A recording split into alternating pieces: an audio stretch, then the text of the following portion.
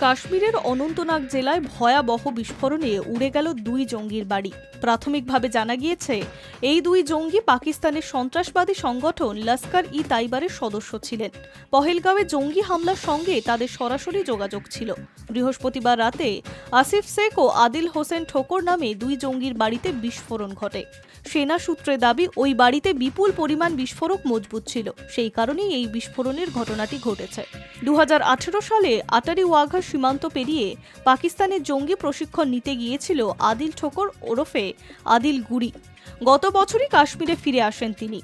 একটি সংবাদ সংস্থা সূত্রে দাবি, পাকিস্তান থেকে ফিরে আসার পর আদিল ঠোকর অনন্তনাগ ও দক্ষিণ কাশ্মীরের বিভিন্ন জায়গায় নিয়মিত নজরদারি চালাতে শুরু করে।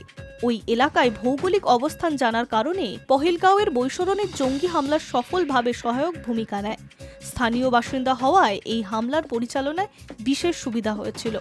এই বিস্ফোরণের পর সেনা ও নিরাপত্তা বাহিনী আরও সক্রিয় হয়ে উঠেছে। যদিও বিস্ফোরণের ঘটনায় কোনো হতাহতের খবর পাওয়া যায়নি এখনো। বর্তমানে সেনাবাহিনী গোটা পরিস্থিতি খতিয়ে দেখছে এবং জঙ্গিদের বিরুদ্ধে কড়া অভিযান চালানোর প্রস্তুতি নিচ্ছে।